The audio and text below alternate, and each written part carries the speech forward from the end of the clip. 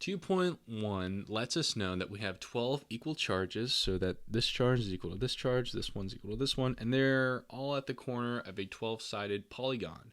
It's like a clock, where this is the 12 o'clock position, this is 6 o'clock, 1 o'clock, etc.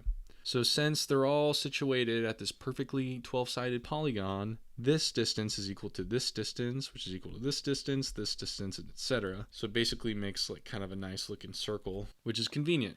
Since this charge is equal to this charge and all the way around, and they're all equal distance, when we place a test charge here at the center, which is not necessarily equal to the other ones, but they'll all have the same interaction. Under the principle of superposition, this charge will push on our test charge this way, since they're the same size, but we don't know if they're the same magnitude. We'll just know it pushes on it in some direction. But since this charge is equal to this charge over here, this charge here will push on our test charge in the equal and opposite direction.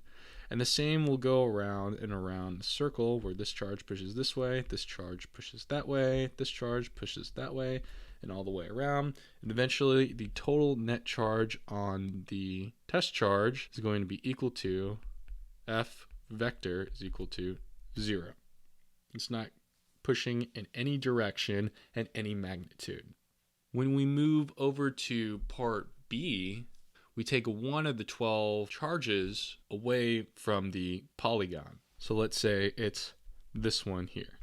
When we look at the other charges, this one is still pushing on the test charge in this direction, and this one is still pushing on the test charge in this direction, and the same goes for all the other ones.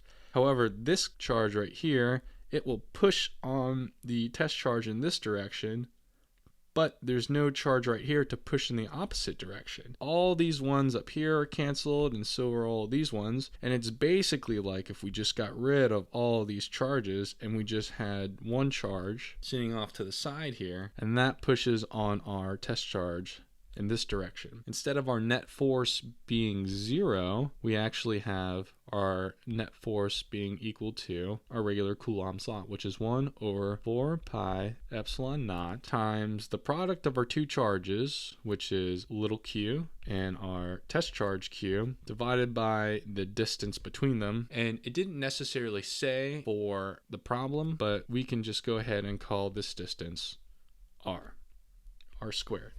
And since we do have a vector here, we have to say that it's in some sort of direction. So we can just define this direction for the direction of the force. Since this distance is r, we'll just call this direction r hat.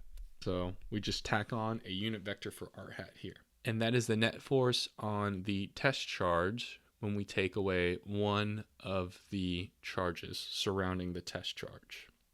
Part C makes things a little different.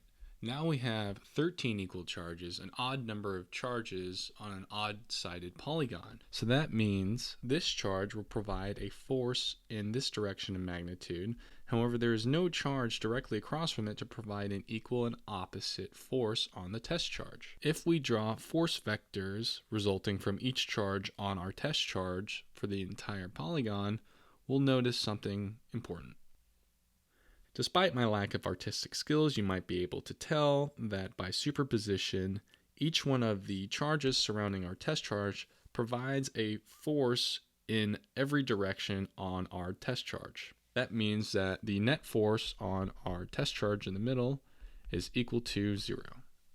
For part D, it's the same as part B for the 12-sided polygon, where if we take away one of the surrounding charges, let's say this one here, the net force acting on our test charge will be in the direction of that missing charge, and it would be as if by superposition there was a single charge here pushing in that direction.